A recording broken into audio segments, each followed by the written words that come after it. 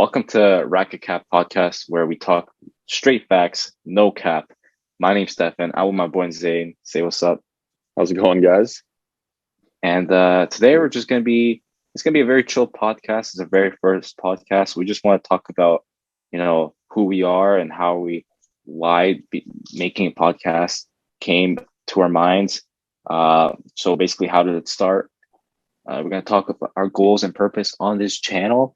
And then we're going to talk about the results of the Canadian athletes in tennis because that's our focus, tennis. But obviously, we want to be prioritizing as much as possible for the Canadian athletes. And then obviously, we're going to end it off with the Australian Open. I mean, there's been many great massive matches and so many great subjects we can talk about and touch up on. So let's first start off. Zain, how about you explain to viewers how me and you met and what we do and stuff like that?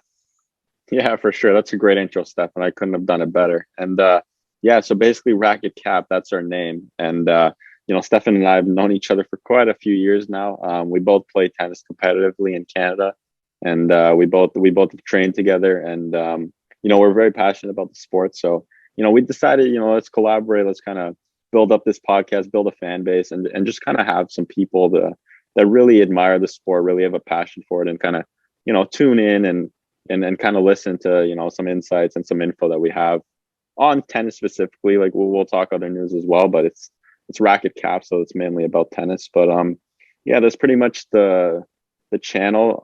The name RacketCap is actually kind of a funny story. So we're both from Canada, and in Toronto slang, they actually they use cap as a way to say like something like it's like a lie or something, right? Or like BS.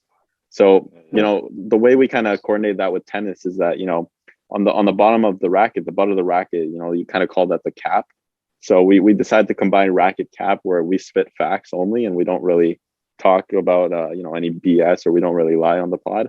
So that was kind of the name behind it. I kind of like it, and we're hoping to kind of attract a group of people who just really want info and want to kind of learn more about tennis. And hopefully we can get some people into the sport and get them on the courts. That'd be awesome. Yeah, that'd be great. Our podcast is gonna be more chill, on the chill side, and we want to target more younger audience as much as possible. I mean, that's obviously we're like planning our future. Who knows how many people are even gonna see this video? Shout out to you for seeing this video. Yeah, shout out. Yeah. But yeah, overall, we're gonna see where these things take us, and everything's a journey, and we can't wait to get started. So this perfectly brings us to our first topic. We want to talk about the ATP Cup run that the Canadian team had. Zain, what are your thoughts overall on how the boys performed? Yeah, for sure. So we ended up actually taking the title, which was kind of caught me by surprise. I'm not gonna lie. Having teams like Italy, Russia, Spain, Germany, all these big guys. Felix and Dennis just played unbelievable. Like to be so composed on such big points and clinching those really those key points and key moments is unreal. And taking out Russia in the semis and then Spain in the finals is not something that can be done lightly. And these guys did it. And this is just kind of just goes to show that Canada is really in a great spot right now. And we're only on the way up. And I think Canadian tennis has really evolved in the last 10, 15 years.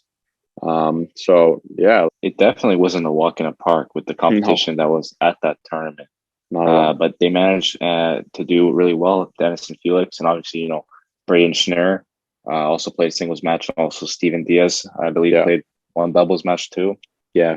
So the whole Canadian team in general just was behind each other, and that's the most important things in team competitions. Obviously, as tennis players, you don't really experience that because it's a single sport. Yeah. But when these team competitions arrive, the best team the team that wins is the team that has the best chemistry, and I think it's there with the Canadian boys. There you go. So yeah, overall, I think I was really impressed by them, especially losing the first series to the States when they played in the group stage. Yeah. But ever since that, they were just they were just on fire, to put it like that. And yeah, overall, I think every Canadian tennis fan should be really happy and impressed of how the boys performed.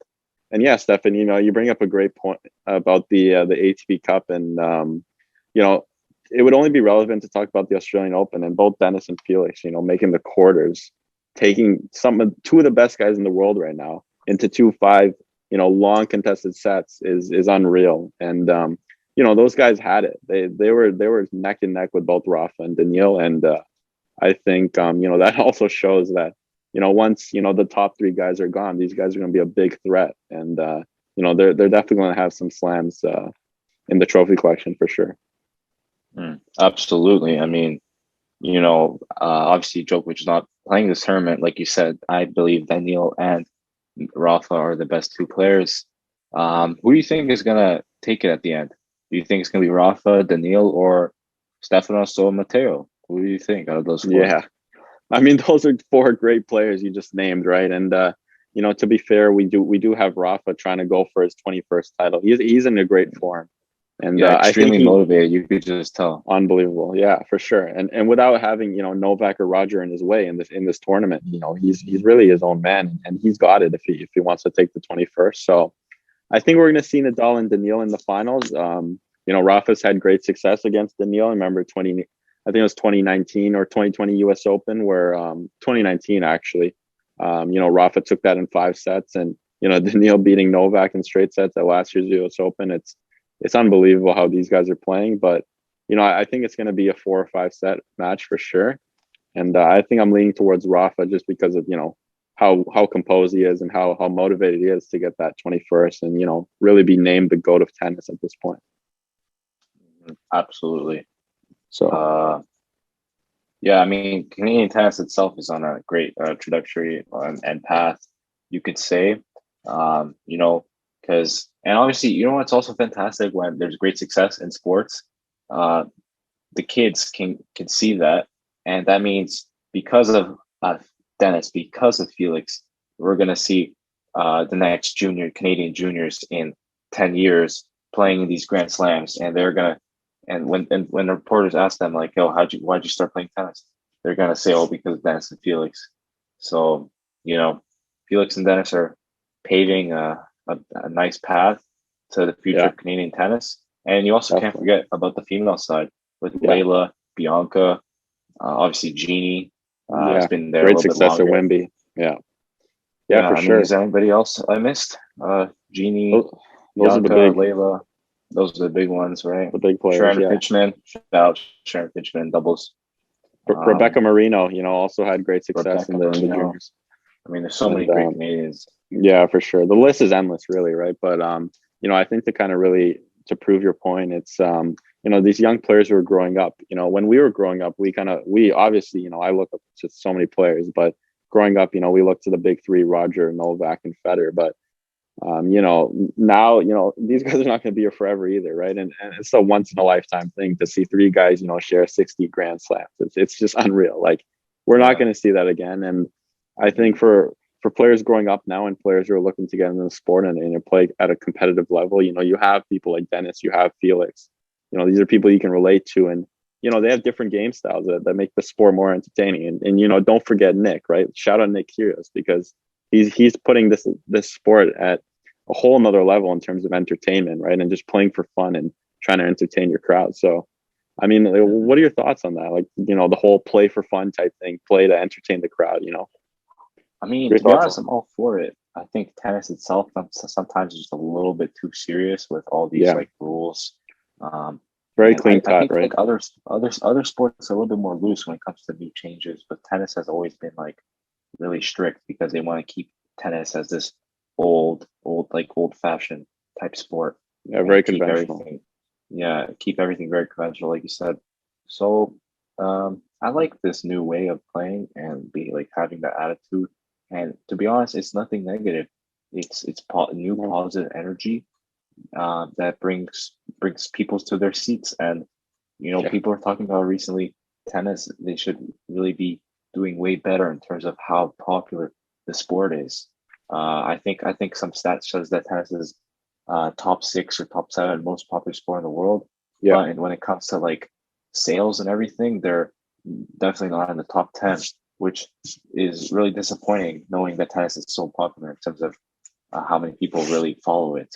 So they have, and in order to do that, they have to have um, a better marketing, and in order to better market the sport, they have For to sure. have players that they or players they could talk about. Obviously, for the last 20 years, all they're talking about is Roger, Novak, and Rafa. Rafa, But now yeah, in the new wave, they've been struggling to promote the next stars. And even if you like it or hate it, I think Nick's definitely up there because he brings the crowd to the seats, and essentially he plays a huge role in this business. yeah, for sure. I mean, you have a lot of people who are going to, you have non-tennis fans that are going and buying tickets, front row to go see Nick play. Because when Nick is on a court, the crowd is live, and it is such a great atmosphere to be in. And you go and exhibit that at a basketball game or a soccer game, but in tennis, it's very quiet. You got the umpire saying quiet please before and after the serve. So when you got Nick playing, everyone's on their seats, and it's just such a live atmosphere. And not to mention Kyrgios, we also got other players like Alexander Bublik and Pablo Carreno Busta too. All these guys are very upcoming players, and they play tennis with finesse, and they really entertain the crowd at the end of the day. And I think that's what it's going to be all about in the next 5-10 years to come, once the big three are out. So I think we're looking forward to a very interesting next couple of years with all these new guys coming and really showing their true colors. Yeah, absolutely. And also, it's funny that you mentioned when the big three are out because I don't know about you, but for the last like 5 years, I've been hearing, oh, when the big three are out. But it's always like, okay, one more year, one more year, one more year. Yeah. When let's make a bold prediction. When do you think that Novak, Rafa, and Roger are going to stop winning Grand Slams? What Yeah. year do you think that's going to be? I mean, they're all different ages, right? I mean, they're similar in age. Rafa and Novak are mid to late 30s, and Rogers in his early 40s. So, I know Rogers having some trouble with the injuries with the knee, and I don't know, he's had some other injuries as well, which is kind of keeping him away from tennis.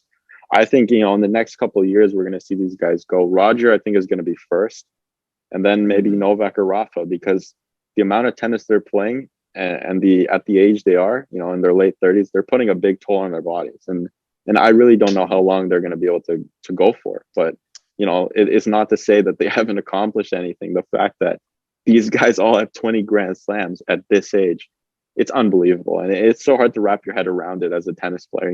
In the outside world, they might be like, okay, no big deal, but in tennis, Grand Slams really define. Like it's crazy. Like it's so hard to think that it's that many, and we're not going to see this again. And I think to answer your question, like next couple of years, I think it's going to be the end of it, but it's also going to be the start of a new era. So what year? Tell me the exact year. What do you I think? can't tell you, 20, man. what? I love these guys. I can't tell you a year, but I don't know. Let's go. Okay, we're going to do bold predictions here. We're going to come back to this video in a couple of years. We're going to say Roger's going to be 2024 or 20. Yeah, let's go 2024. We'll say Rafa 2026 and Novak 2026. I'm going to put them both at the same year. I think As much as I want Novak to retire later, I think Rafa's gonna actually retire later. I think he's just you think so? I think but at the same time they both do a tremendous job when it comes to stretching and recovery. Yeah, Um that's an important so part of the game actually, too, right? yeah. Actually, I don't know, but something tells me I think Rafa's gonna stay one more year. And Yeah, like also, I'm it's going very young. bold. It's furthermore, what do you think about Novak's situation? Obviously, he's not vaccinated. He wasn't let into Australia. Like the whole world was, so intrigued to see what's going to happen with him. What do you think? How do you think this year's going to play out for Novak? Obviously, not. Also emotionally and mentally, it's not going to be easy for him, knowing that he had a chance to win his 21st Grand Slam, or you can even say stop Rafa for winning his 21st Grand Slam if you want to put it like that. Yeah. How do you think this year is going to play out for him in terms of what's going to happen? And how do you think Djokovic is going to mentally and emotionally handle that? Yeah, for sure. I mean, a lot of people are saying that, they themselves are tired about this whole Novak thing. But, the thing is, this guy at the end of the day is human. And, I bet he definitely struggled with the whole Australia thing, like first getting the exemption, then going in, and then having to deal with the court cases again. It's going to be a tough thing for him to deal with if he has to do that again. And at the French Open, they're already hinting that you got to be vaccinated to play.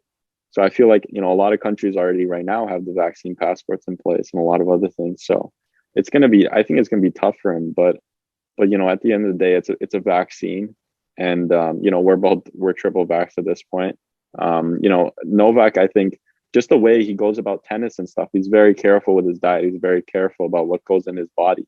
And I think, at the end of the day, if he doesn't want the vaccine, he shouldn't be obligated to get it.